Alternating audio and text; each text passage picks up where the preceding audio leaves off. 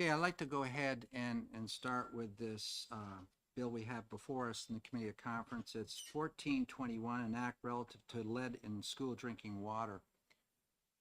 Today we have with us from the Senate. Why don't you introduce yourself, Aaron, then come down around to.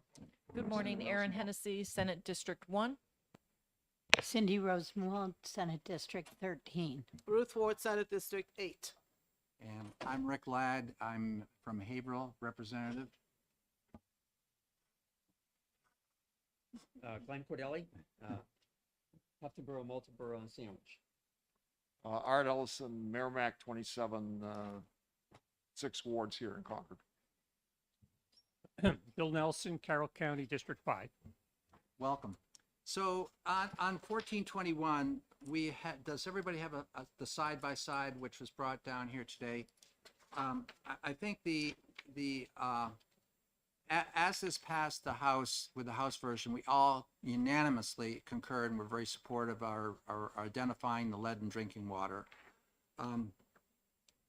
With the Senate version, there are some questions, and mainly we'd like to have some information from DES if we may, but so we start right out.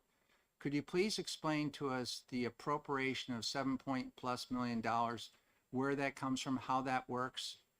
We understand that when we passed this bill, there is roughly around $120,000 set aside for staff over at the department to monitor and put into the database the information that comes back from the school districts regarding lead in their water after several rounds, etc. And we understand where that dollar comes from to do the analysis of the water. And is that a separate grant from the infrastructure grant that we're talking about here? We're just a little bit lost on that.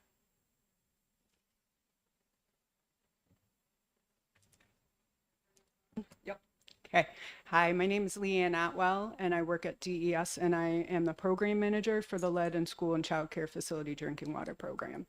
The $7.76 million is unrelated to the Lead in School and Drinking Water Program. It is related to a matching fund that is needed for state revolving loan fund funding that would come as part of the bipartisan infrastructure law. There's a requirement that the state provide matching funds so that we can get approximately $20 million from the federal government for the state revolving loan fund and the drinking water, that'll fund drinking water infrastructure improvements across the state. So I have a question for you. When we got a letter from Robert Scott, there is mention to the U.S. EPA water infrastructure improvement for the nation grant, WIIN, I guess. Is that the money? Is that where the money is coming from for the analysis of the water? That's correct. So to date, DES has received approximately $2 million through that grant program, and that'll be used for testing. It is also being used for outreach and education, and it's being used to fund my position, which is a part-time temporary position to manage the program. Thank you. Are there questions of the department from any folks or answers? Okay, go ahead, Representative Cordelli. Thank you for being here. So, if I understand correctly, this is matching dollars, and this money would be coming from a warrant authorized by the governor from the general fund. And appropriated in the next biennium. Is that correct? No. How's that work, Senator? It's the fiscal year that begins this July 1st, Okay, but it is So it's general funds. general funds. Yep.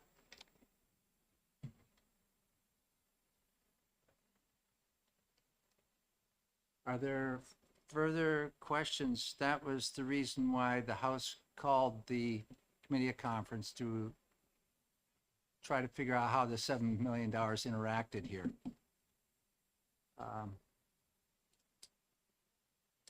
Any further discussion on this?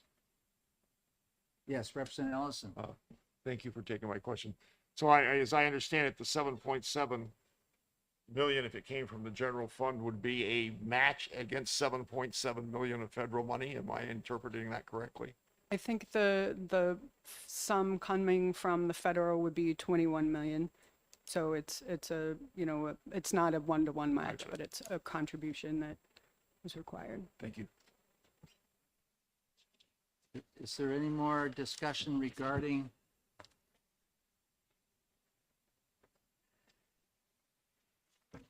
$14.21?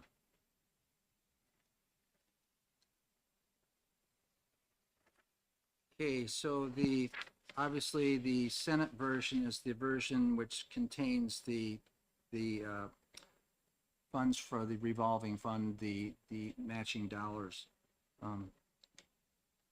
Is there any opposition from committee members on the House side here to ceding to the Senate position?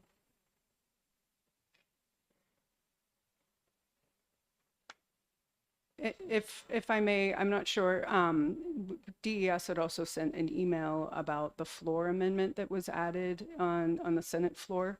I'm not sure if you had received that. I have copies of that I can hand out if that's helpful. Sure.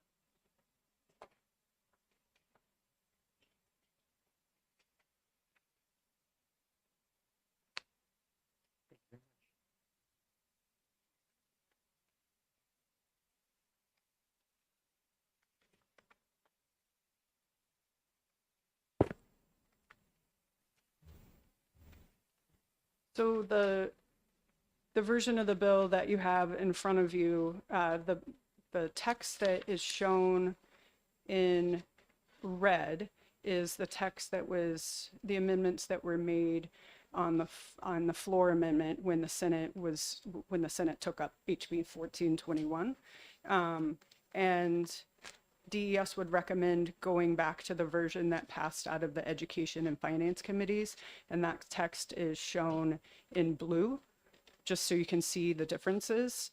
We have concerns that the floor amendment would essentially make the option to install bottle filling stations difficult to implement. The first part of the amendment had changed the requirement to install bottle filling stations within 180 days of bill passage. And just a couple of things regarding that time frame. Most schools have already set their budgets for the coming year. And so if they've not already planned and budgeted for that, they wouldn't have the funds set aside to put in bottle filling stations. And then also, we've been noticing on our other projects some supply chain and issues and contractor availability, just in terms of, all of the projects going on right now. So we do have some concern about that 180-day time frame just being, the practicality of actually being able to install bottle filling stations in that time frame. And then the next part of the amendment on the next page, paragraph C, originally the way the bill was written as it passed out of the Education and Finance committees in the Senate was that if bottle filling stations were installed, then other outlets such as classroom sinks and bathroom sinks that weren't used for consumption could be posted as not being suitable for consumption. And the amendment essentially requires that if you put in bottle filling stations, that you would still test all of the bathroom sinks and classroom sinks in a facility, and so essentially makes the bottle filling station option, not very practical. The intention of the bottle filling station option was to be able to provide more flexibility to schools so they could install those stations instead of testing 30, 50 sinks within a building, and really direct students to those bottle filling stations as to be, those are the locations where they should get their water rather than classroom and bathroom sinks. Representative Cordelli and then Senator Hennessy. Thank you.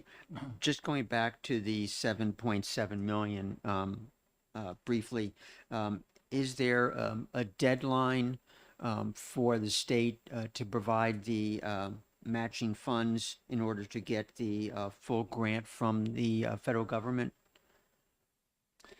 I don't know the answer to that. I'm sorry. That's okay. I would imagine there is. I know, we're working on work plans right now for that funding. So I imagine there is a deadline, but I'm sorry, I don't know off the top of my head. Second, or do you want to go? Senator Hennessy? Thank you. Just to to Representative Cordelli's question, I don't know what the deadline is, but I imagine there was, and that's why we had to add it in the Senate when we found out about them. A question for Leanne. So the reason why we added the 180 days on the Senate side is because if you follow through the logic of options here, and you've identified that you have a lead issue in a school, if you don't put a timeline on the installation of the water filling stations, and you're choosing the water bottle filling station as your option to remediate, I don't see where there's any time frame for remediation. Do you understand where we're going at on that? Yeah, or- yep. I can see the, where that was coming from. I think the 180 days might be a little too soon, just given the budget constraints for schools. Senator Rosenwald? Thank you. Just following up on Senator Hennessy's point, the water bottle filling stations are not required. They're an option for schools. So a school that does not have the budget is not required to have a water bottle filling station. Would you agree? Right, it's not a requirement, but it's just an option that they can choose to do that instead of testing and keeping track of, multiple outlets. And if I could follow up Yes. on your second blue section, the Senate was concerned that even if school did decide to have the water bottle filling station, there would still be water that children could have access to elsewhere in the school. And since the whole point of this bill is to keep children safe from lead in their drinking water, the Senate thought it was important to say you still have to test the other outlets for the presence of lead if children have access to those outlets. And Does that make sense to you? And I think I think the concept is that if you put the bottle filling stations in, then at those other sinks, they would be clearly marked as not suitable for drinking water, and students would not be allowed to use those. So if you had a sink in a classroom that hadn't been tested, that that would be part of the process, is that students shouldn't be filling their water bottles up there. They should be directed to fill them up at the water bottle filling stations. Even if they can't read? Yeah, that's right. Well, they make, there are signs that, that are graphics that could be used. Thank you. Representative Cordelli? Thank you. I believe where we are is that we have been presented with the Senate amendment that includes all their amendments. So if we were to want to consider the language just presented to us that was, I guess, prior to some of the Senate amendments, the language in blue on this document, am I correct that that would have to be an amendment to this committee Yes. at this point? We'd have to have an amendment, yes, drawn up to reflect what's on here. For new construction, are the schools mandated to have bottle facilities in a new building? I understood in the legislation we've previously seen that they would be required to have these facilities in a new construction. I believe there was a bill, and I'm not sure of the status, maybe it was SB 599 that was taken up this session that would require bottle filling stations and new construction, but I've not been following that. I'm Yeah, not sure what happened I to can it. remember it. Yes, Senator Sherman's bill, I don't know the number. We passed that. So, Chairman Ladd, it's still, I understand the concern for the budget wise and for the material shortages that have going on right now. But I have a concern, not so much for the second change proposal on the second page, but the first page. If we don't put a time constraint in when they choose that option, because they either take option A or they take option B. And so if they take option A and they just never do anything about it because they're not required to install them by a certain amount of time, then they're not testing and they're not remediating. And we don't know if there's lead that the kids are being exposed to. And we don't know if they have clean drinking water. So if we don't have a time frame in there, then they actually haven't chosen to do anything if they've not installed a water bottle filling station. Does that make sense? Yes. Okay. So is the 180 days that's here, are you advocating to change that or? I'm advocating to keep a Yeah. time frame in, Yeah. because if Yeah. a school doesn't have the budget or can't, when they are choosing to go that route, keeping in mind that schools have already supposed to have been testing, this is not something new that are supposed to be doing. So if they haven't actually tested yet, this would leave them option of doing something when they can raise the funds to put in, but they wouldn't have actually tested their water sources to know that they have lead or don't have lead. So I'm in favor of keeping the 180 days. And if a school cannot choose that route for the water bottle filling station, they have the alternative route of testing and remediating, which could be just capping or bringing bottles of water in or fixing the pipes? yeah. Well, I concur with what you're saying. So are you saying that you're good with this amendment the way it is? I am definitely good with 180 days. I'm open to discussion on the second page and maybe represent Senator Rosenwald. I completely agree with you that we need to have time parameters on installing the water bottle filling stations if that's the route the school has chosen to take. In fact, that 180 days is consistent with the top of page 2, which says if you've already installed the water bottle filling stations, you have to test them within 180 days. But Senator Hennessy is absolutely right. Otherwise, a school could say, we're going to go water bottle filling station, but we're just not going to get around to it because there's no timing required on when we act. And that doesn't seem to make sense. I think that the language in blue is more protective of children. The testing for water is not expensive. 23,000 tests have already been conducted in schools over the last few years. It's 90+% of schools have already tested once. So while I don't think it's as critical, I think it's more protective of children than just labeling an outlet not for drinking water. The sign could fall down, disappear.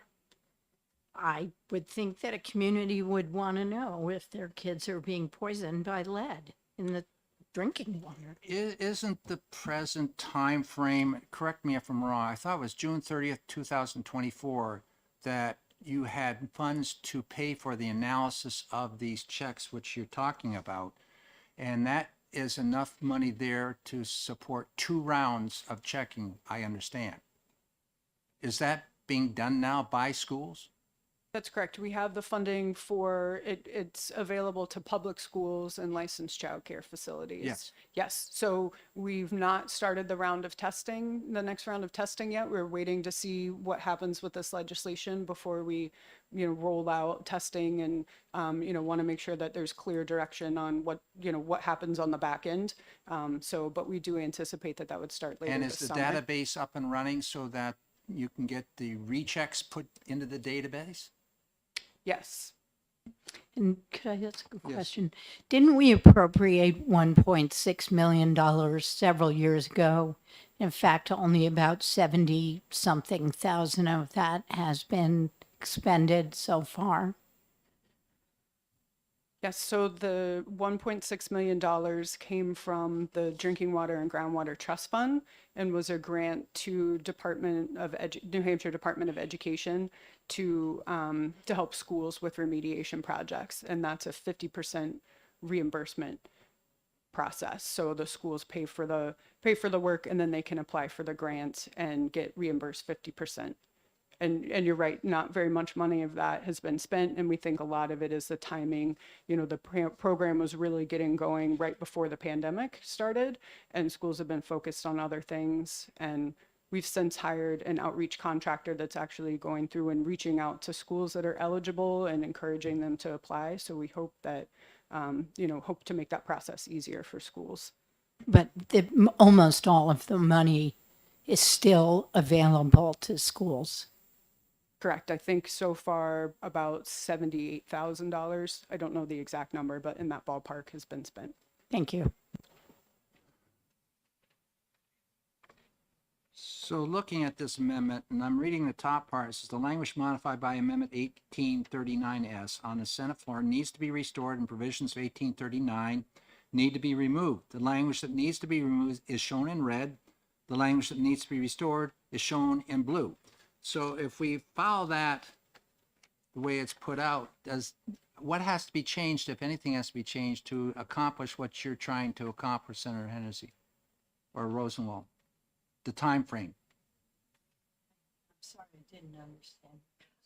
I think for me, I would not agree with the proposed change that's on page 1. I would just leave it as amended by the Senate. And then I would like to confer with my Senate colleagues on the proposed change on page number 2. So would you like to just take a short caucus and do that? Sure, thanks. We have a little bit of time here. Over across the street now. She has a 9:30 meeting. You have a 9:30? Can you take about 5 minutes, Senator, and try to square that up, or direct one of the others to make it work?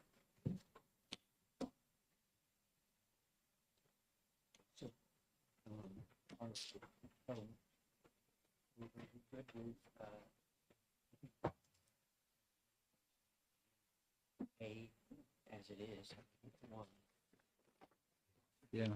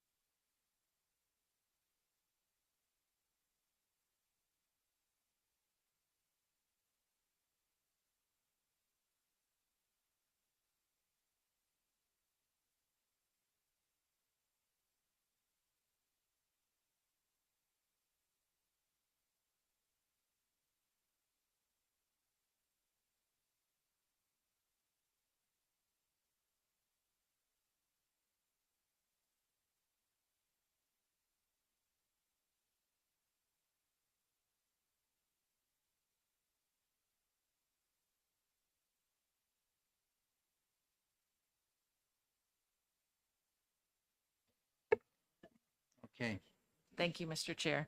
So the Senate would like to maintain its position with the red language on page number 1. yes, And then on page number 2, understanding that there may be some confusion around what outlet a kid might have access to. We're not intending to test janitor closet water faucets Right. here. We're intending to test if there's a faucet in the classroom where a kid could easily where a child fill. has access. Yep. So, and maybe you guys can give me comments on this. So change the red language that we have. Remove the words such as to including. So water from other outlets available to children, including classroom and bathroom sinks, and water outlets used for food preparation shall be tested and remediated if necessary per the provisions in paragraph 3. So removing such as and put including. So, because recognizing that such as could be a little vague.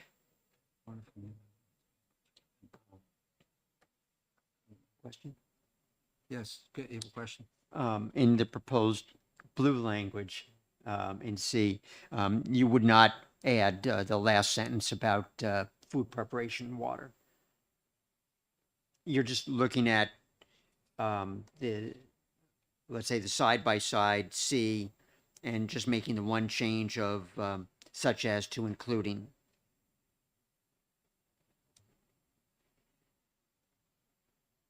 What's happening in that last sentence in the blue on that second page? Water used for food preparation shall be done exclusively through the use of water bottling filling stations if such outlet has not been tested and remediated. Is that fine the way it is? You want to have that outlet in the kitchen, check, for sure. So maybe that's, you're objecting to that?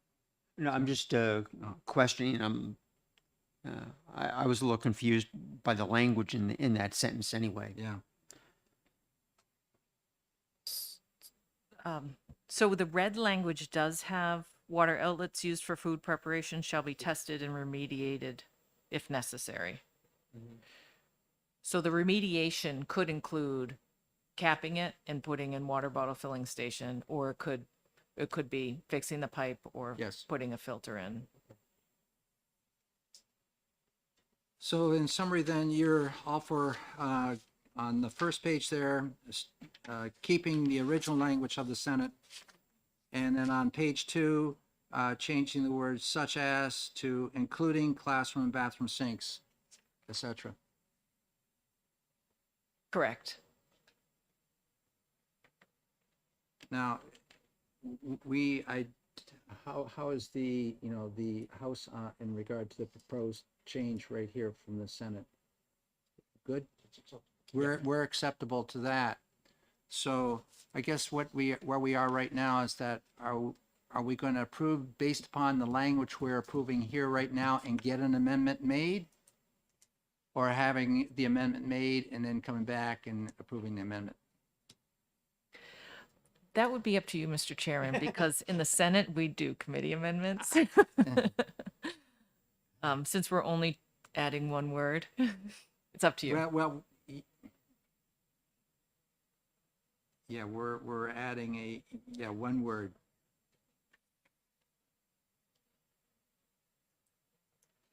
Maybe I could ask Grant what we would need to do. Is that okay? Yeah. Because we're so close, and some of us have a multitude of conferences still ahead of us or behind us even. Grant Bossy, New Hampshire Senate. It's a House bill. Generally, the House would write the report. You just write the report however you want to write it, and that's the version that gets signed off on. So So you don't need to formally adopt it, introduce or adopt. we don't need another meeting. I think that we No. can all agree upon what we've done right here. Senator, Yes, you're good with that? absolutely. Okay, so it looks like we're all concurrent, so you are agreeing and we're agreeing to the Senate version as amended with our changes here. Yes. I think we are done. Thank you very much.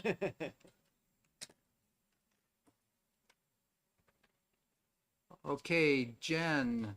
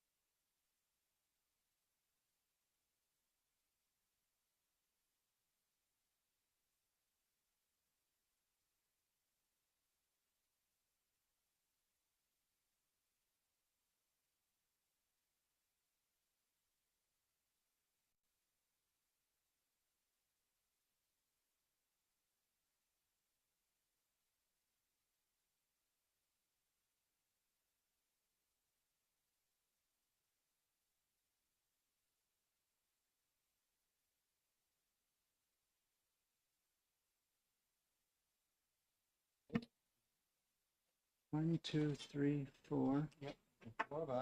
And 3 over there. Okay, we're good to go. Okay, I'd like to welcome everybody to today's committee of conference dealing with HB 1639. This is an act relative to the Youth Risk Behavior Survey in schools. We have two versions. There's a side-by-side. Maybe perhaps what we'll do is introduce ourselves for the public so they know who's sitting here. Senator Khan, can we start with you and just work right around the table? Will do. Senator Jay Kahn, resident of Keene and representing 15 of 23 towns in Cheshire County.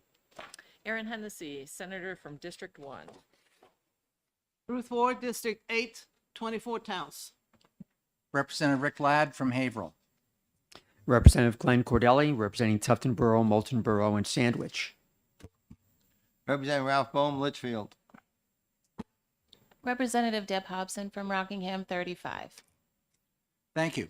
Okay, so everybody has a copy of the side-by-side here, and there's two positions. I'm sure you've all read that and familiar with the positions. Do we have any kind of an amendment yet on anything here? No, okay. Let's work our way down through it. I guess the largest concern would be whether it's opt out or opt in. That would be probably, the primary, and the House version is to opt in, and the Senate version is to keep it the way it is now. Discussion, Representative Cordelli. Thank you, Mr. Chairman. I think the other important thing in the House version is that it requires local school district board approval of the survey before it's given. And just in general about the survey, this is supposed to be a survey related to health-related behaviors, according to the CDC. Department of Health and Human Services has said this is a survey about healthy behavior. And when you start the survey, it indicates that this is to measure the percentage of youth who practice risky health behaviors. But I went through the past couple of YRBS high school surveys and just want to read a couple of the questions from that. This is from 2017. During your life, with whom have you had sexual contact? Includes males, females, and males.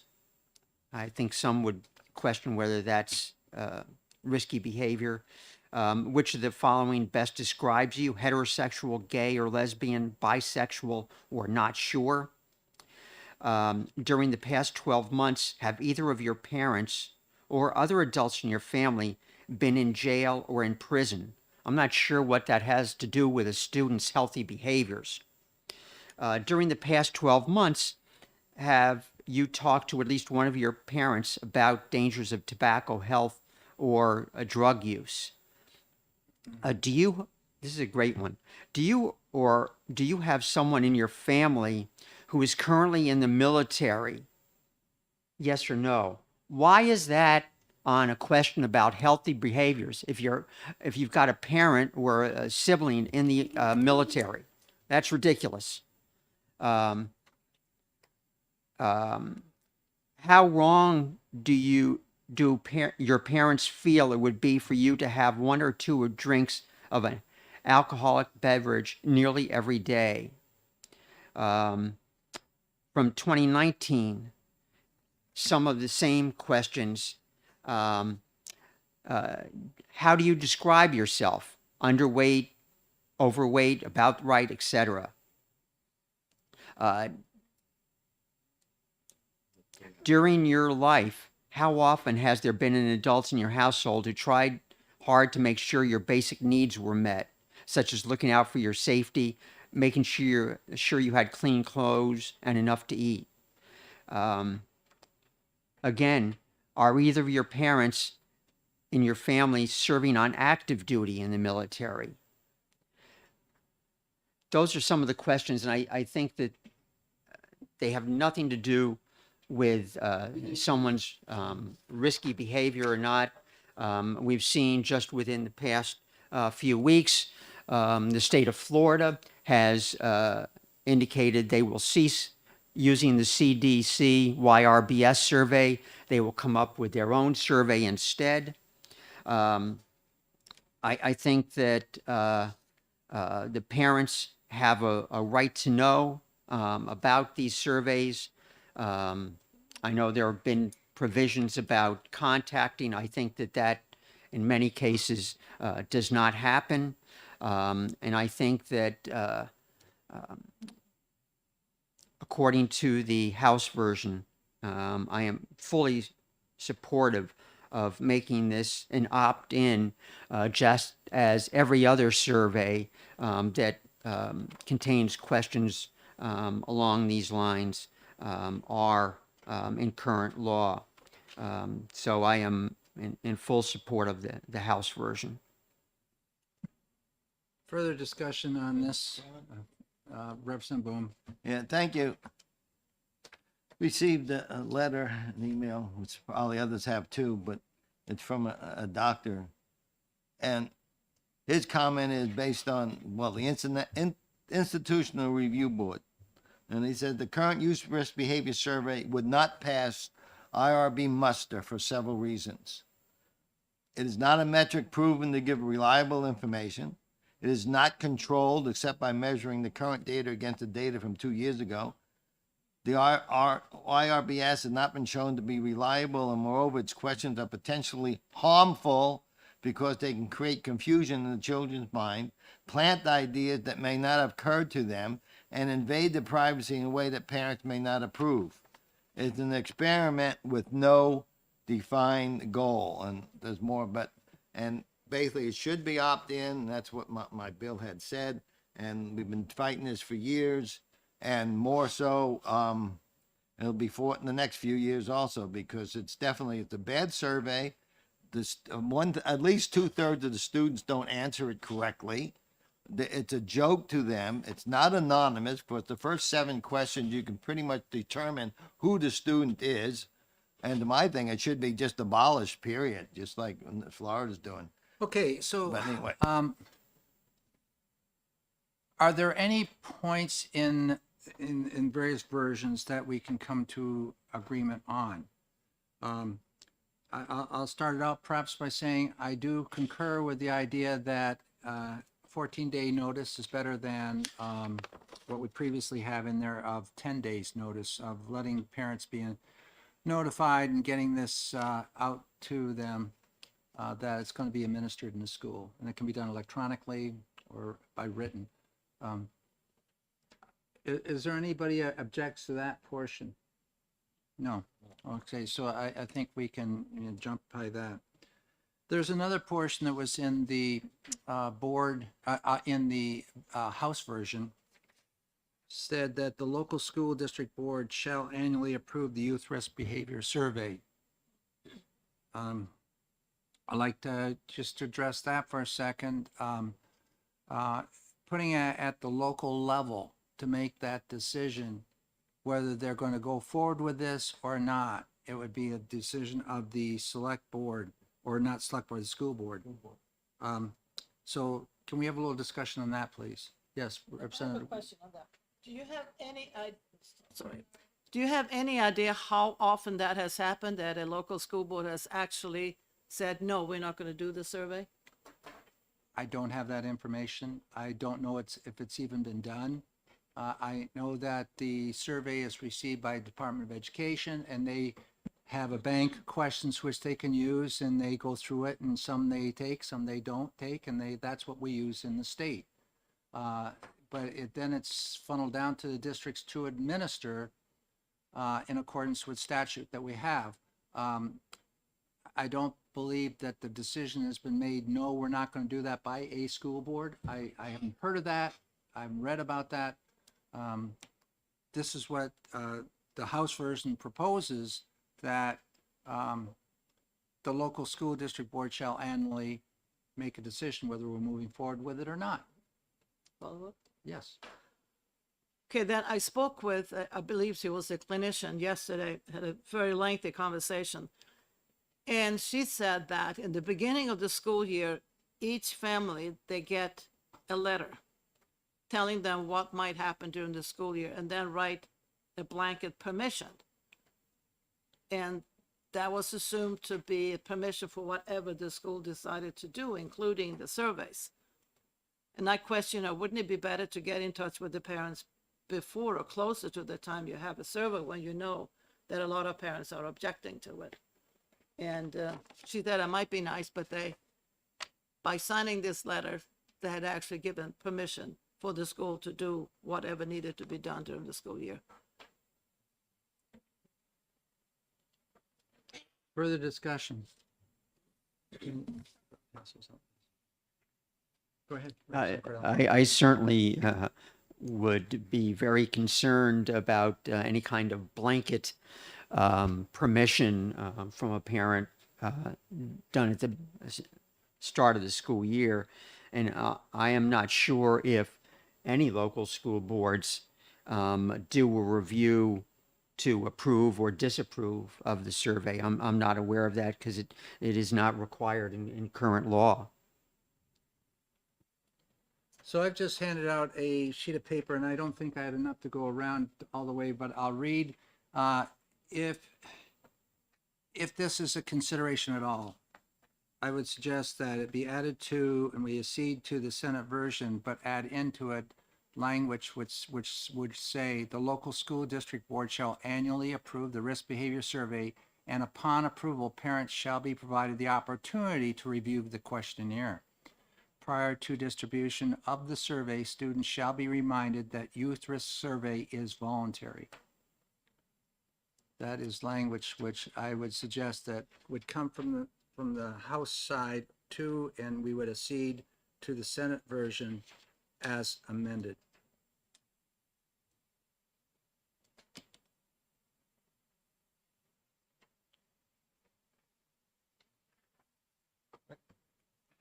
Representative Bone. Also, I have a problem with the Senate version, also with the language where it removes that it's a CDC survey. And it also lower cases youth risk. I mean, it's the name of the survey and it shouldn't be in lowercase. But that's my concern with the Senate version also. They're not mentioning that it's a Center for the Disease Control survey, which I think is definitely needed.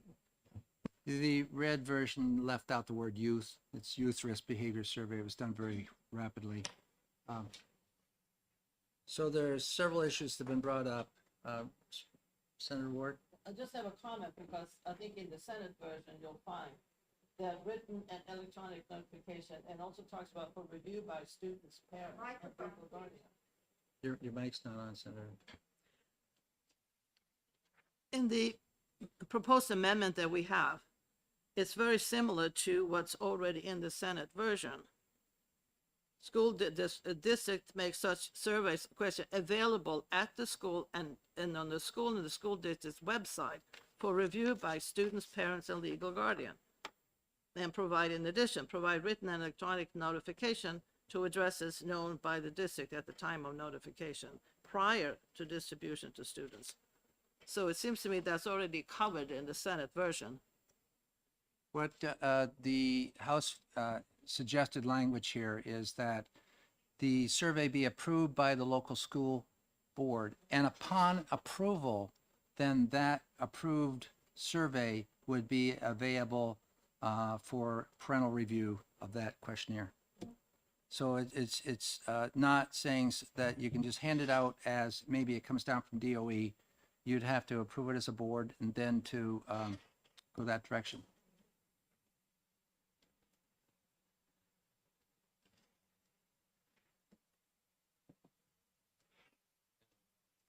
Senator Khan.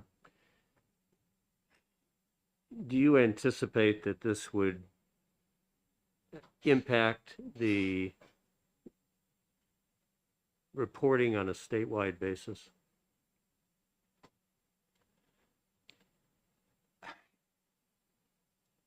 I can't project, but I can give you my opinion that if this survey is so important that we administer it on a opt-out basis to students, of which I know many parents at home never receive that survey, never review the survey, and just, the school says do it, we do it. They comply. I think if it's that important that for all these agencies and organizations which have said we use this information and not quibbling with that, I understand, then it's important enough then that the person that we're surveying, the child, which the guardian and legal guardian of that child is the parent, or maybe the state, that they should have the opportunity also to, through their elected representation, decide whether we want this administered or not administered. And it's important enough that when you do it at a local board meeting, then it's more notice is going to be going. Maybe the committee said, we love it, we want it. But I can't tell you whether it would change your statistics, your outcomes or not. I do know that information I read must be now about 7 or 8 years ago regarding this, when we first started talking about this, is that the statistical difference between opt-out and opt-in doesn't change it enough so it ruins the outcome of the survey. And I've heard people say, oh, no, that's not so. But that the data I looked at just said that, that you will see fewer responses, of course, if it's opt-in. However, the outcomes are still pretty much within 3 or 4 points of where it would have been doing it by opt-out. Mr. Chairman, just to continue there, the two things. One, I think that's been addressed in testimony. The difference in participation rates are vast, between an 85 to 90% participation rate versus a 30% participation rate. Yeah. That's pretty significant to me. And secondly, we have heard from our significant state agencies, the Health and Human Services and Education, that this is an important statewide marker. I think we want to know if we are looking like West Virginia or Florida or our neighboring New England states. And that's what this survey enables our state to be able to do. It enables them to target specific dollars to specific risk behaviors, and I think this suggested amendment is not going to improve the services that those agencies do. In fact, I believe that it will be detrimental. So my position. If it's an important marker, why then do we object to the elected officials within that community making that decision on behalf of the parents? Again, this is something that we administer on a statewide basis, and I believe that it produces information of value to our state, and I think that amendment is intended to, and the end result would be less participation, and it will inhibit the effectiveness of and validity of the information that is gathered from the survey. If the school board has responsibility for approving curriculum used in the schools, which they do have, then why does the school board not have authority to decide whether this survey is used or not used? I just don't get it. For some things, the elected officials are good for, and others, like this, you will do as, as it comes out of DOE, and DOE doesn't write curriculum or instruction. they do academic standards, yes. So I think there's a disconnect here between, local ability to make these decisions and where we are right now with this statute. Yes. Representative Hobbs? Thank you very much, Mr. Chair. I believe that parents are becoming more and more intolerant of their children's information and their family's information being subjected to public domains. And we have a constitutional amendment giving us a right to privacy. So I think it would be beneficial to work with parents and school boards to give them as much information as possible so that these students participate in the programs and in the non-academic surveys. Because parents are more and more opting out. That is what I'm hearing.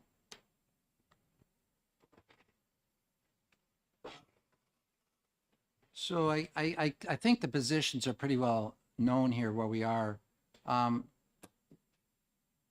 Is there a need for a caucus on the part of either side?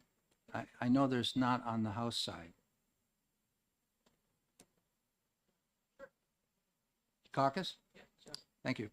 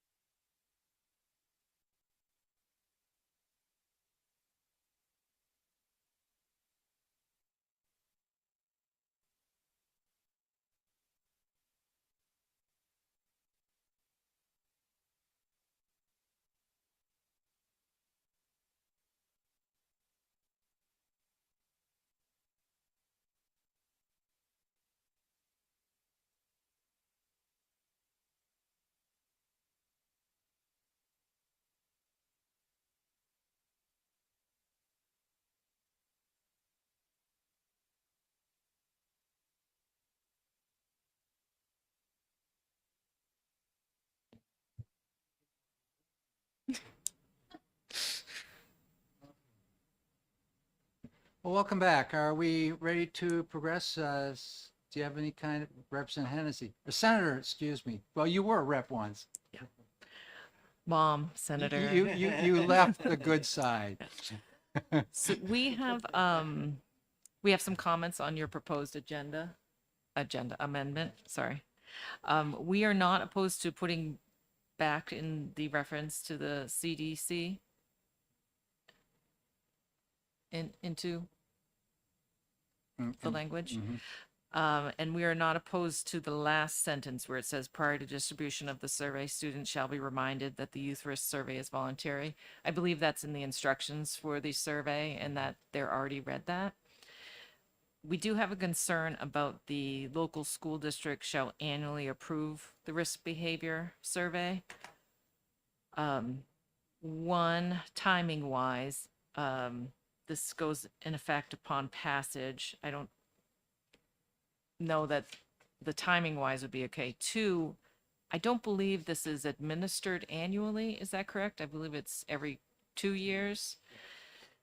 Three, what happens if the school board forgets to put it on one of their agendas, but they do want to administer the survey to their students? Because, for example, many of the high schools in my district receive funding to prevent suicide because the survey has identified several of my high schools being very unfortunately kids admit that they think about suicide. So if one of my high schools forgets to approve it at the school board level, then their funding for suicide prevention would be at risk. So we would prefer that that sentence not be added into it, but are okay with the other two changes. Discussion or response from the committee members?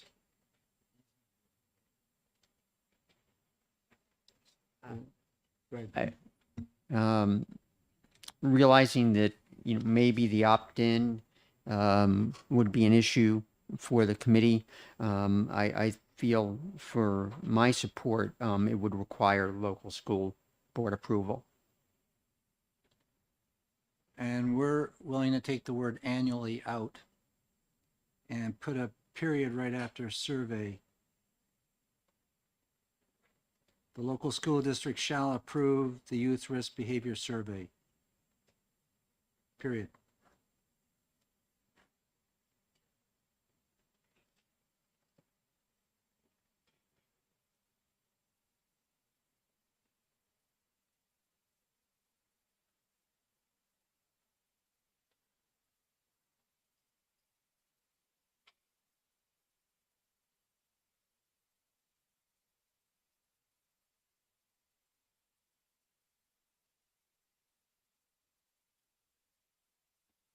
Yeah, again, I think that is not acceptable to me. I think that,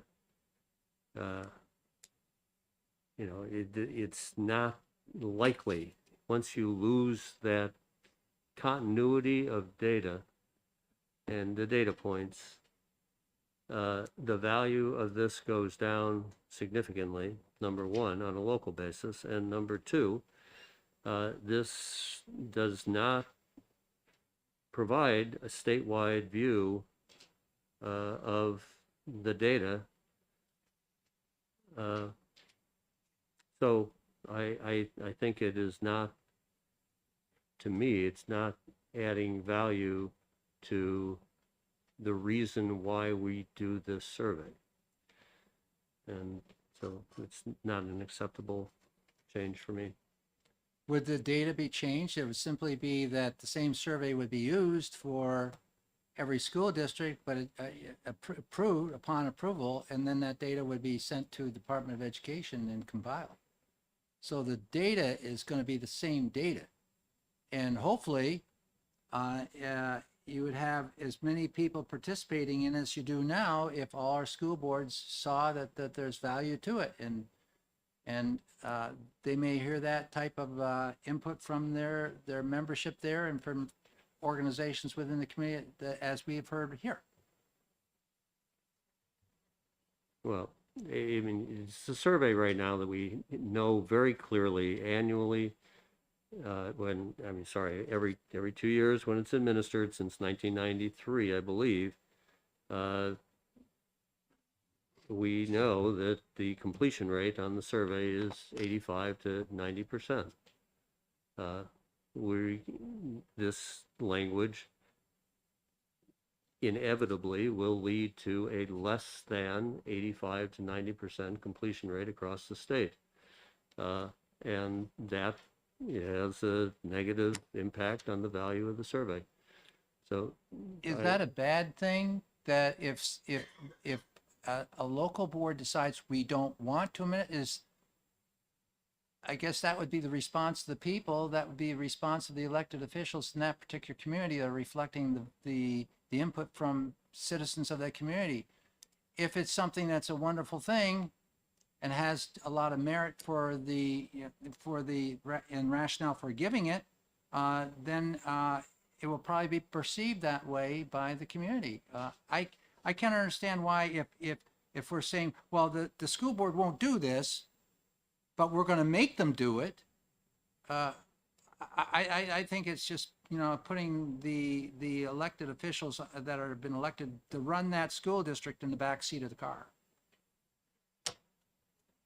I missed the backseat of the car metaphor, but leaving that aside, I mean, this isn't a debate about local control for me. This is a debate about the value of this data on a statewide basis. And I mean, if we want to talk about local control, there were a lot of issues that we could bring up that came up during this legislative session where local control wasn't a primary consideration. So that's not it. This is a question for me about a completion rate on a statewide basis that enables the state to have data and to be able to then use that data to target dollars and requests for additional funds to address specific behaviors identified in the survey. Representative Cordelli? Thank you. I would just say from my perspective, parental control is a lot more important than any dollars involvement. So, is there any further discussion from the folks here? Okay, yes, Mention something. Representative Ward, Senator Ward, excuse me. It's all right. The people I have spoken with, some of the questions may be objectionable to some, but I think we have to look at the whole value for the state, for the people who are dealing with some of the problems that we are encountering. There are a lot of issues with the teens and the young people in our state.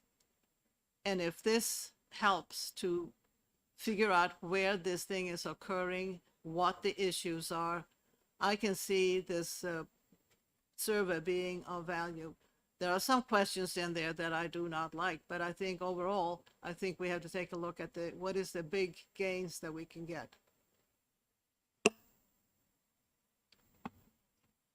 Further discussion, Representative Bohm? Yeah, without the local control, I'm not for this.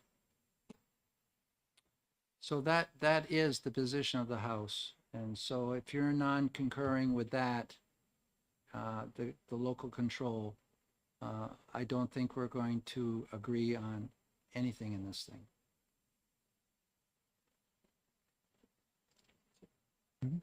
Mr. Chair, do we need to take a vote then on non-concur or just, Well, all those that on the House side for non-concur. So there's our response.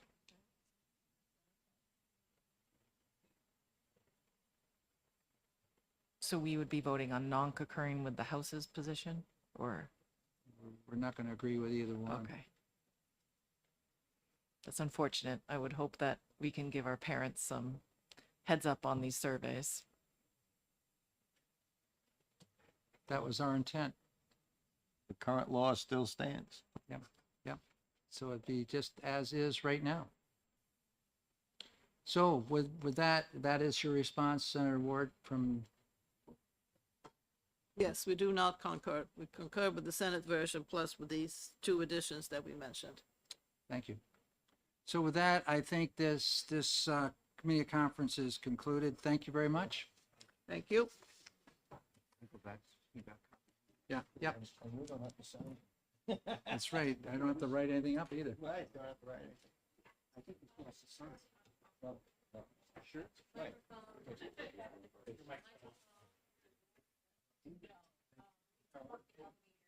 Senator Ward, you're very nice.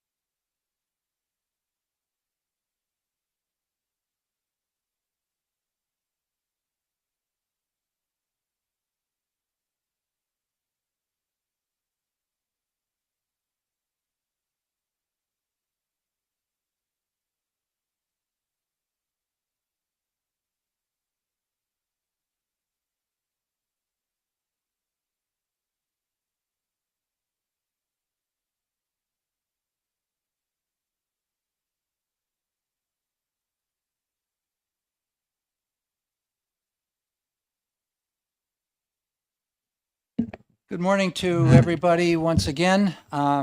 We are now into the third community conference in this room this morning, HB 1627, an act establishing an Education Freedom Account Program Administrator in the Department of Education and making an appropriation therefore. We all have a side-by-side of the House version and the Senate version. We have in front of us an amendment which replaces the entire bill. I would ask that we look at that amendment first. And try to go from there. Yes, Senator. Since it's in Representative Cordelli's name, maybe you would explain it. Representative Cordelli. Not to put you on the spot. Not to put me on the spot, but you're on the spot. Thank you, Mr. Chairman. Thank you, Senator. Yes, this amendment is a collaboration of a number of stakeholders, including the Department of Education, was heavily involved in drafting this and tried to do certain things in this amendment, namely to specify what this program administrator's position would be. And you'll see that in line 7 of the amendment, that it's a level 2 administrator. And then it goes on to try and define what the duties and responsibilities of this position would be. There had been concern in the prior versions that had been passed by the House and Senate that it was kind of open-ended in terms of the responsibilities of the position might conflict with the scholarship organization or organizations administering the program, and also open the door for future addition of monies under the category of the administrator. So we wanted to tighten that up and not make it open-ended, but define what dollars would be associated with this position going forward into the future. So I think that that's what we tried to do in lines 12 through 21, and tighten up what the administrator will do. It had been a problem. We know that this past year was startup, and there's always additional work required with any startup program.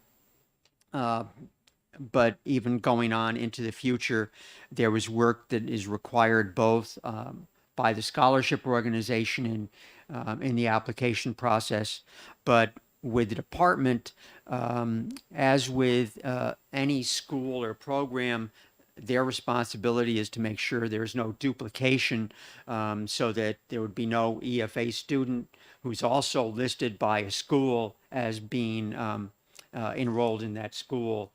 So they do a lot of work in that regard, and someone is here from the department if there are any questions also. And then the appropriation is on line, starting on line 22, and the money would come out of the Treasury via warrant by the governor for this position. And this will take effect July 1, so that hopefully the person can be hired and help with the program in the fall and the start of the school year. You could have given us the Cliff Note version. I'm sorry. Sorry. Senator Bradley. Can I ask Representative Cordelli a couple of questions?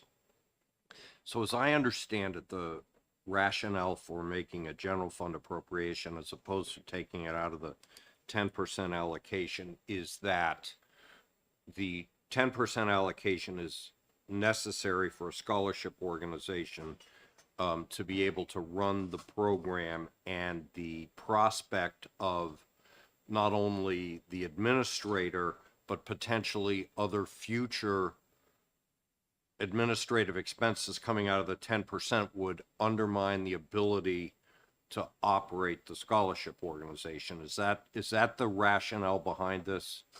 That is part of it.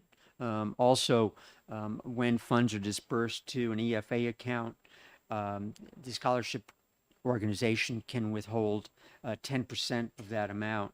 So if it is required that the cost of this position come out of that, we're basically reducing by a little bit the money that would go to the EFA account for that student. And further? And my understanding is this will satisfy the requirement for the Department of Education to be able to do what they need to do in administering ESAs. So this should be well, obviously be an ongoing expense, but it won't be an increasing expense in the future, at least in theory. Is that correct? That is correct, other than any salary increases that are negotiated. Right, right. Yeah, right, Okay. yeah. So that, that's an important point. And I think that we wanted to avoid any reduction to EFA accounts. And that was the reason for the Treasury source of funding. Senator Prentice. Thank you, Chair Ladd. So this is a question for Representative Cordelli or whoever would like to answer this. You say that that using the general fund as the source of this appropriation will then move any burden away potentially from an individual student's scholarship, correct? Okay, and Correct. do we know how much that is? The scholarship amounts vary based on differentiated aid that the student might qualify for. We have Caitlin Davis here, and Caitlin could give you the specifics on that. I think If you care. And I just want to mention also in regard to that, in terms of the administrative costs, one of the largest costs to the scholarship organization in that 10% has been the acquisition of access to a system called Class Wallet, which tracks all the expenses. And that's like 30% of their administrative costs are to pay for that system. And that will be an ongoing expense per student and administrative fees on top of that for use of the Class Wallet system. But it's integral into the success of the program, and other states with ESA accounts are moving to use Class Wallet or similar systems now also. I would be, I'd like to hear from the department on what they either estimate or know is going to be the cost to each scholarship. I know that you said the different ones, there could be different amounts for scholarships, but I'd like to understand what that impact is. Thanks.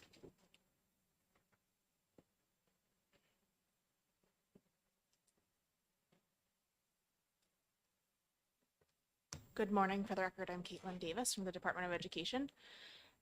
The base EFA scholarship amount is the same amount that Can you speak a little louder, Caitlin? Yes, here. Amplify. The base amount that an EFA student is eligible for is the same amount that district public school children are available for, which in fiscal year 22 and fiscal year 23 is $3,786 per student. Right. That's the base amount. So the base amount less the 10% would be, I'd like to do the math in my head, but I can't. Caitlin, is this split amongst all the children? So each EFA is reduced by 10%, up to a maximum of 10% to pay for the administrative set aside that goes to the scholarship organization. So $3,407 is the amount that a child would be eligible for.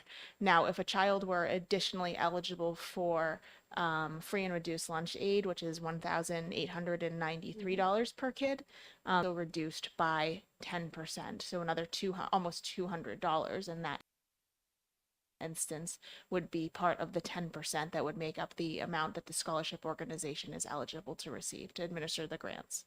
Okay. Yes, Yeah. go ahead. It's more of a statement than a question, but I'll share this while you're sitting with us. It's been my experience in other, say, grant programs, like federal grant programs that I have been a part of receiving and administering, whether in the public or the private sector, that you receive a whole amount and then there is a percentage of that amount that you receive that will go to the administration of the program. So I see this as being somewhat similar, and that is my concern, and was my concern on the Senate side of this in working on how we amended it in Senate Education, was because that to me is part of the package. You receive it, you have your costs for administration within that, and that these things need to be thought about up front. So I just don't think it's an unusual practice to have a grant, have an administration fee within that grant. So now we're trying to move around the Senate's position and really essentially backfill the scholarship organization part of this. I don't want children to have any less than they would have, but I also think that children who are attending public schools in New Hampshire have less and are going to continue to have less if we continue down this pathway. That's my position. And I believe it aligns with the Senate position, at least in how we amended this. That's all. Thank you. Caitlin, is it fair you, to say Caitlin. that of that 10%, if you don't use it all for administration, the money is plowed back into future other scholarship awards for students? I believe it goes back directly to the student that was reduced by that amount. So not future Okay. amounts, but the Okay. the existing accounts. Yeah. Thanks, Caitlin. Thank you. Are there further questions for the department? Not seeing any. Thank you. Further discussion on this amendment? Yes, Representative Mullen. Thank you very much, and good morning, everybody. Representative Cordelli, in your amendment, you have sort of cleaned up the job description, if you will, for the Education Freedom Account position. I don't see the word oversight in this job description anywhere. Can I assume, is it fair for me to assume that Roman 3 on line 18, when you say implement policies and procedures at the department related to the Education Freedom Account program, that would include oversight of the various touch points that this administrator would have with other staff? Yes, I believe that would include things like the administrative rules that have been put in place and any modification to those rules in the future related to the program. And I think there's also in the RSAs that we passed related to this, there are oversight capabilities both for the department and the legislative committee as well. Thank you. Further questions, discussion?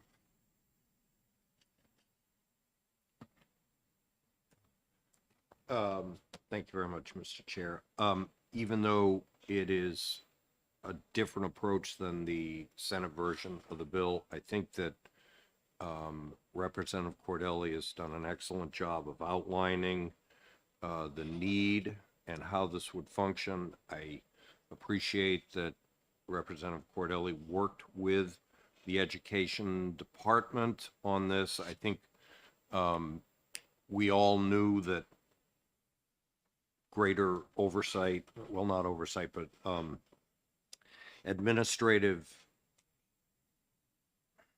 administration of this program was necessary. So the question is, how do you pay for it? And I think that, you know, where this might be somewhat different than, you know, the circumstance that Senator Prentice was talking about is the point that was just made. Any savings in the 10% goes back to the individual kid. And so therefore, I think I can accept the House position on this, understanding that we all saw that there was a need for the administrator position, and I can accept the funding proposed in here because any excess dollars go back to the kids. So I think Glenn, you did an excellent job.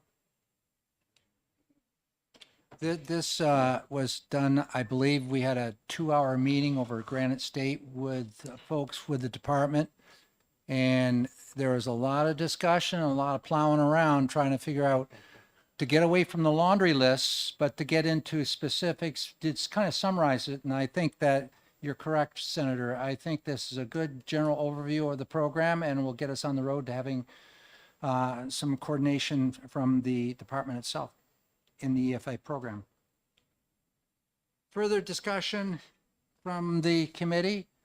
So are we at the position where we need Senator Ward to have whoever's in charge over there? You're in charge. To have a vote on the part of each particular group?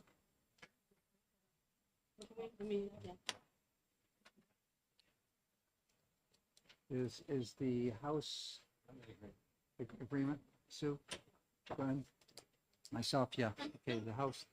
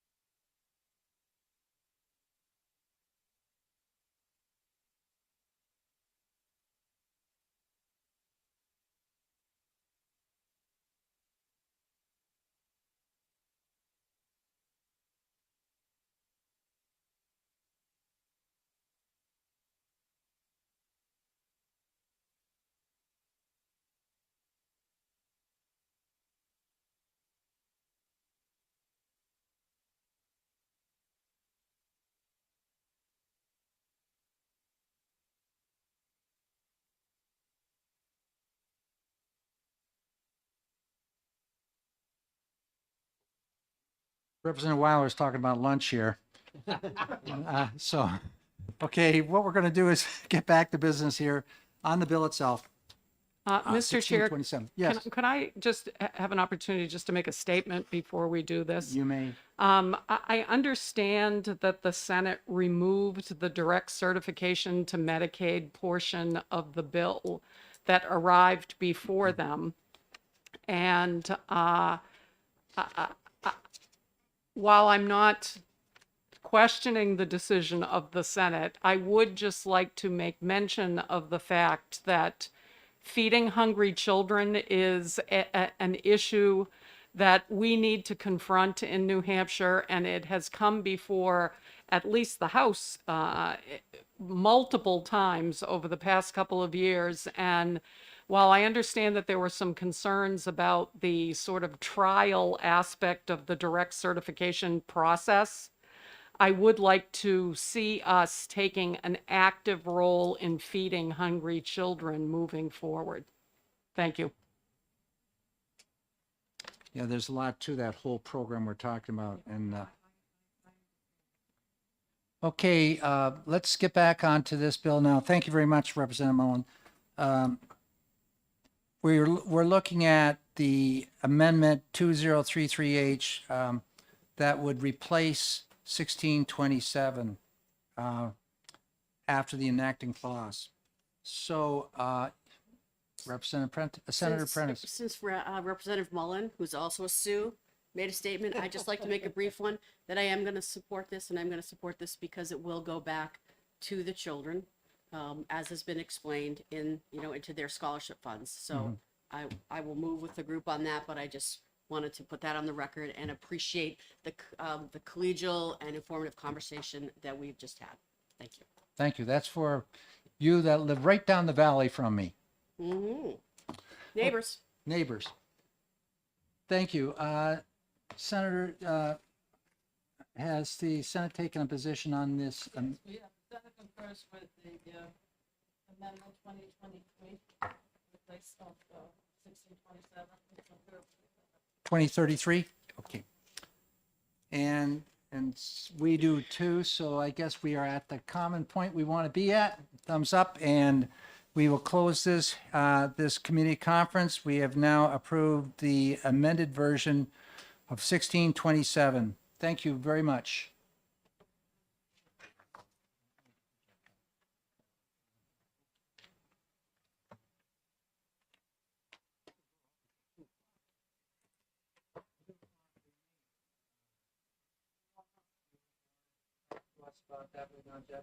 Sure.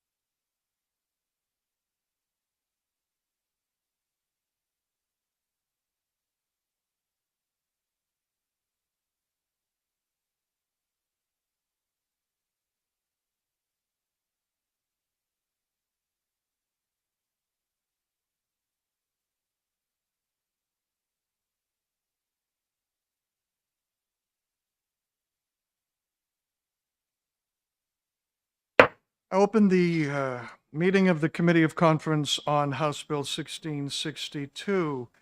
We had presentations on the first three of the four items, and I would like to call on Senator Birdsell to speak to the fourth item requiring third-party sellers to provide certain information to online marketplaces and to consumers and so on. Thank you, Representative. This is a bill that was brought to us, and it passed out of the Senate, I believe, on a voice vote. And what the problem is, it's a nationwide problem. So far, we have the two latest states that have passed this bill have been Georgia and Illinois. We also have, I believe, Colorado, Alabama. And what it does is the problem that's been happening is it's a $500 billion problem in this country where you've been hearing about the smash and grabs. A lot of these places are doing smash and grabs. They're selling this stuff on online marketing. And what this bill does is it requires the online marketers only to vet their third-party providers to make sure that they are legitimate third-party vendors for them. In July 18th, 2019, for those that don't believe it happens in New Hampshire, detectives in Manchester netted more than 400 pieces of new box products, including tools and electronics, which were reportedly stolen. Several of the criminals involved in the organized retail crime scheme would sell the stolen products online for profit. So this does happen in New Hampshire. And what the bill does is require that the third-party sellers who fit the definition of the bill of high volume, meaning they make 200 or more transactions, sell more than $5,000 worth of new merchandise, they need to be vetted and basically it requires the online marketer to collect information from the third parties, such as their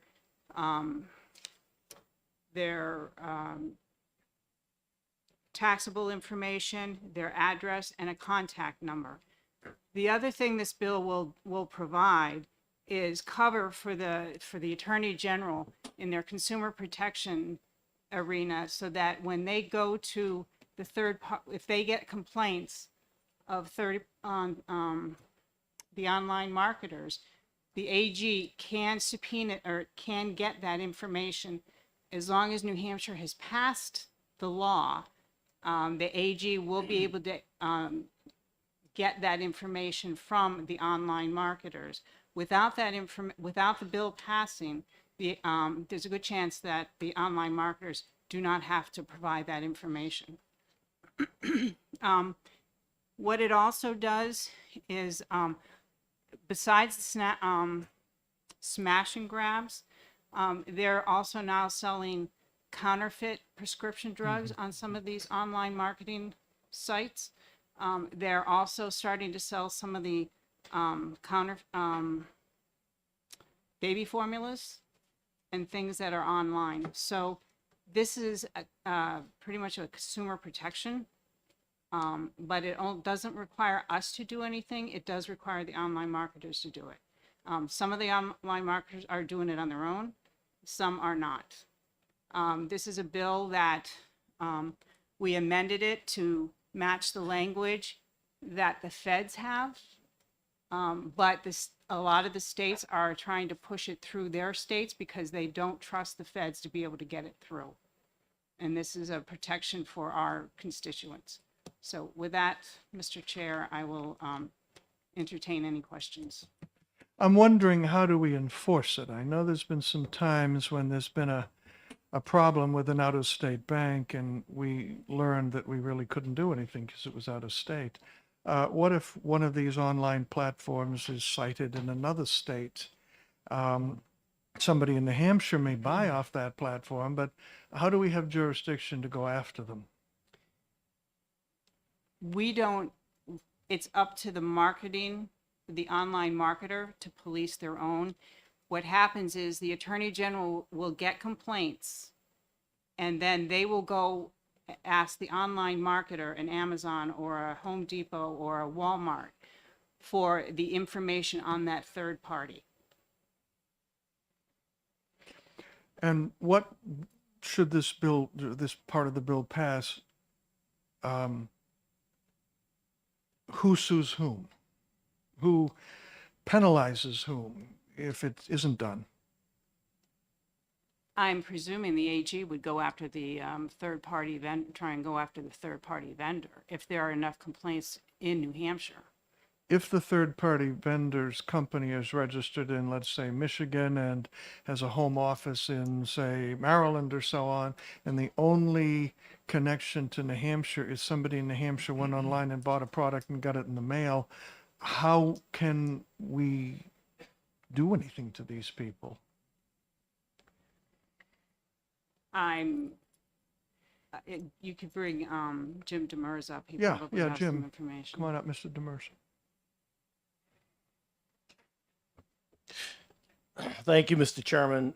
So for the record, my name is James Demers, and my client that has been involved in this is Walmart. So I think what you're referencing is the Commerce Clause, which does impede states' ability to prevent out-of-state businesses like banks from doing certain things in New Hampshire. But it does not impede our Consumer Protection Act. And in fact, our Attorney General could go after one of these platforms if it's located out of state. So they do have the ability to cross jurisdictions in order to take action because the transaction occurred with a New Hampshire resident being a party to it.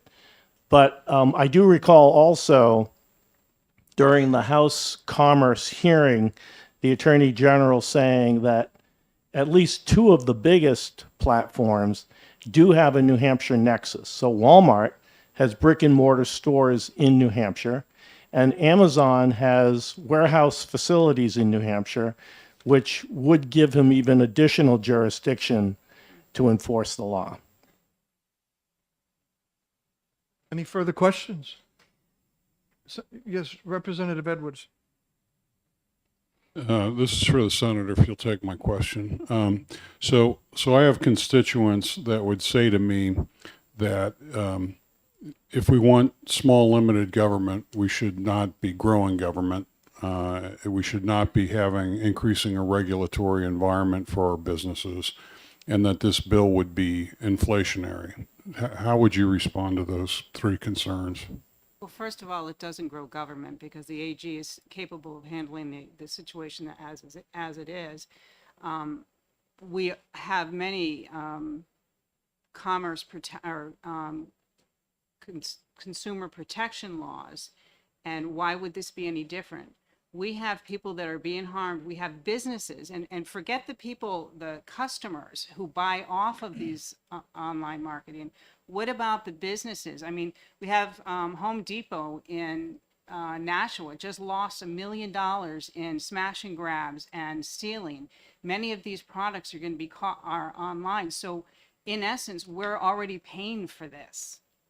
This is a way to protect both our businesses and our consumers. Any other questions for the senator about this? Yes, Representative Turcott. Thank you, Mr. Chairman.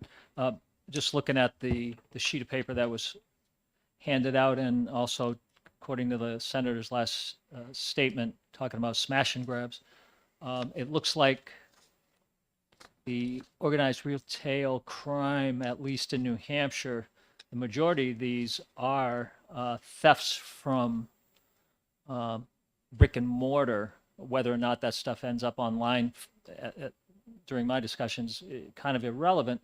The point I'm going to make is if these are smash and grabs, or if there's just a ring of going into these stores, Home Depot, whatever, is that not an issue for store security and theft prevention? I mean, all these here look to be in that category, at least in New Hampshire.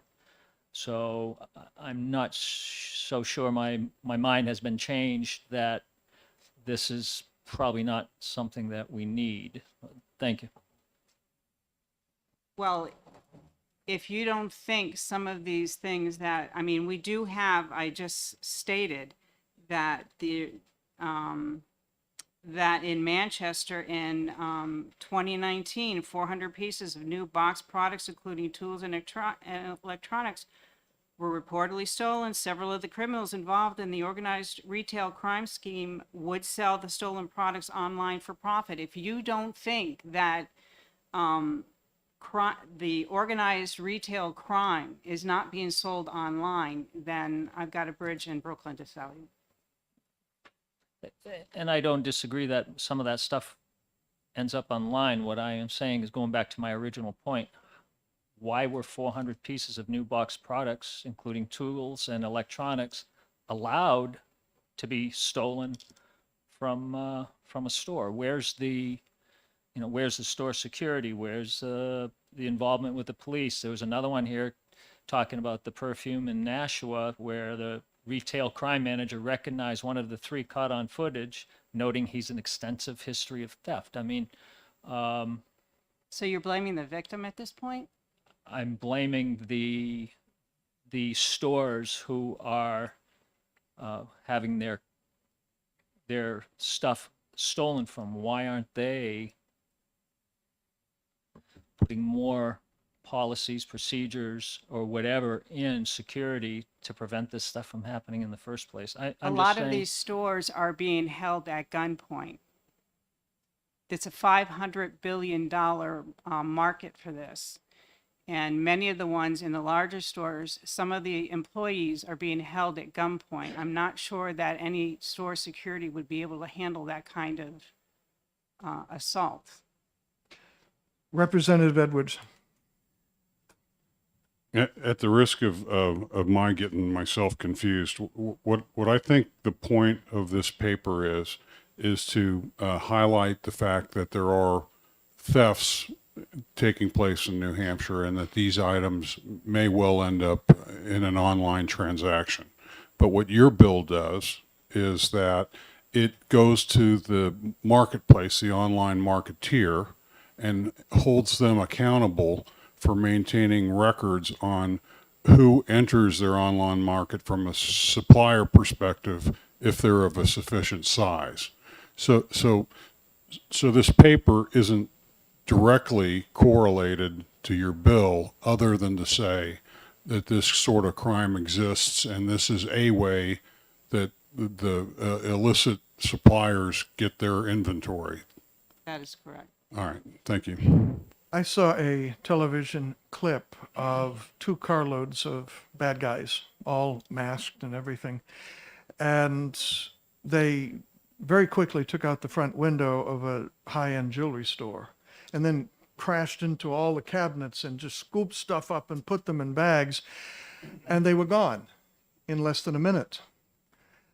Now, there's 2 ways to deal with this because this is obviously very important. The merchant has lost merchandise. His insurance payments will go up. He's had his store damaged.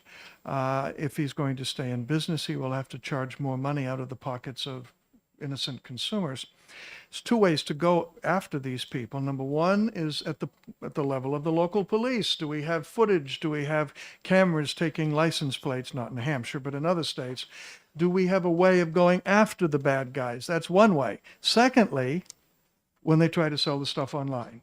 Your bill does not deal with every aspect of organized crime, but it deals with one important thing that's been somewhat neglected, in my opinion. And I might add to that, in years past, they have found that, I think in one of the articles I read, they have found that pawnbrokers in the past used to do the same thing with pawnbrokers. They have come down and they have put rules and regulations in with pawnbrokers to, I won't say eliminate, but help eliminate some of the issues. This is similar to what they're doing to try and stop ahead of time any people that would be going doing these smash and grabs and selling them online. Representative Turcott. Thank you. Mr. Chairman, would this apply, Senator, to things like Craigslist, Facebook, or is this strictly an Amazon-related big major online marketplaces? My understanding is Craigslist is not included in this. The chair would like to recognize to speak Curtis Barry, who is a subject matter expert on this, to answer that question. I can recognize you behind your mask. The orange badge was a giveaway. Thank you, Mr. Chair. I think you're building too high of expectations for me, but to answer that question directly, in the bill, in the language, there are two definitions, if you will, two thresholds, one for the online marketplace, one for the seller. I think as already recognized, the seller needs to have made 200 or more transactions and, word and, not or, and, $5,000 worth of transactions in a 12-month period to fall under the bill. On the marketplace, in essence, it only applies to marketplaces that facilitate the financial transaction. So as I've explained to folks on this bill before, if I'm selling on Craigslist and I sell my basketball hoop to Representative Edwards, he's going to come to my home with his pickup truck. We're going to exchange cash. The marketplace does not facilitate the transaction in that place. So Craigslist is out. What's in is where the marketplace does facilitate that financial transaction. Okay. Any other questions of Representative Edwards? So I think you used an "and" statement, that it's 200 transactions and $5,000 within 12 months. Correct. That doesn't feel like that seems slow to me. Like, why aren't we talking 1,000, 20,000? Why? It seems like maybe we got a bigger net here than what's needed. How did those two numbers get picked for the size of the supplier? So Representative Edwards, that decision, those decisions on the terminology or the language in this particular bill were decided well above me and well outside of New Hampshire. Around the time of the Senate hearing this year on this bill, in fact, in a matter of a week or so, there was agreement among parties relative to the federal language. And as Senator Birdsell referenced earlier, this language, what you have before you, mirrors what was agreed upon in federal language. So I can't speak to the whys or wherefores of those numbers, other than to say it wanted to recognize folks that are high volume sellers without getting too ridiculously high to capture, virtually no one. Thank you. The language would be pretty much the same in this wonderful map I have here, some of which are states that have already, it's in law now. There are 6 states where this is enacted. 5 of those are this calendar year, I believe. And the balance of those has passed at least one legislative body. Yes, sir. And the language is consistent with what we have here. Yes. Okay, thank you. Thank you. I'd like to do a sense of the room on this point only. Senate? This is just a straw poll. It isn't locking us into anything. I'm supporting it. So you like it because you sent it to us? Correct. Good, thank you. And how about us? I think we did this yesterday, I think. We did. Here's my points. While I don't disagree, there are issues out there. This came out of Commerce with an interim study. I have great faith in Representative Hunt. We listened to a very rambunctious discussion yesterday during the small break. And I just think that there's the federal potential out there. Again, I'm not being an expert in this and not on this committee for this particular piece. I have to rely on Representative Hunt. I know he is certainly still for the interim study part of this. So at this point, I still a no on it. Thank you. Can I just add something? Please do. So, and I understand the concern that it goes into that the feds. However, if we're going to wait for the feds to do something to help our constituents and our businesses, we may be waiting a long time. Senator, I seem to recall, please help me if I recall accurately, that if the feds get around to passing this kind of bill, it will A, be for the whole country, of course, and B, anything that we do here will quickly sunset. So if they're going to move quickly, wonderful, it'll sunset soon. If they're not, may we not need this if they're just not going to get off the dime? Agreed. Okay. So it looks like we do not have unanimity in the House.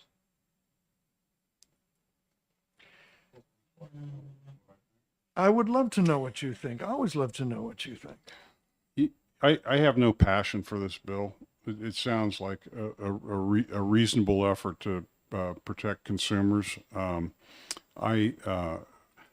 If the cost of getting my DHHS privacy bill passed is this component of the agreement, I'm in favor of it.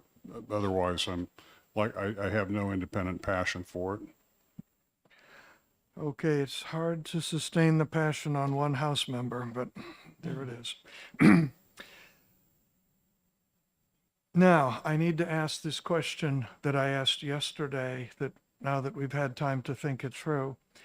Is the Senate's position on this bill with its 4 parts all or nothing, or are you willing to vote on each section separately? Thank you for the question, Mr. Chair. These are all bills that the Senate attached to this House bill. We would like to see them. I think we've made great arguments as to why they should pass. We're not going to vote on these individually. We will vote on them as one. All or nothing? All or nothing. Okay, Representative Edwards. Given that that's the case, I'm a no, because the $5 million for the homeless project, I just can't support it. It was a bill that the Senate passed and tabled and didn't send to the House for the House to have its due process around HHS committee and Division 3. We're in the middle of a budget year. The governor's about to start his budget year in a few months, and this is a good candidate for that. But if the cost of getting my privacy bill passed is the $5 million for the homeless, then I would rather have neither. So I'm saying pretty much no. And Representative Turcott. Thank you, Mr. Chairman. Yeah, as a whole, no. Representative Edwards made the exact point I would make on that particular piece of the bill. And the other part that I discussed in detail yesterday was the pay cards, which I think I made the promise to the senators that I believe we should work together next fall to come up with something that's much more business friendly and much more easier and less regulations. So I don't believe that should remain in there either. And then we've just spoken about the last part. So no, I would be a no on that. So it looks like our conclusion then, without objection, is the bill has failed. Okay. Yes. We're done.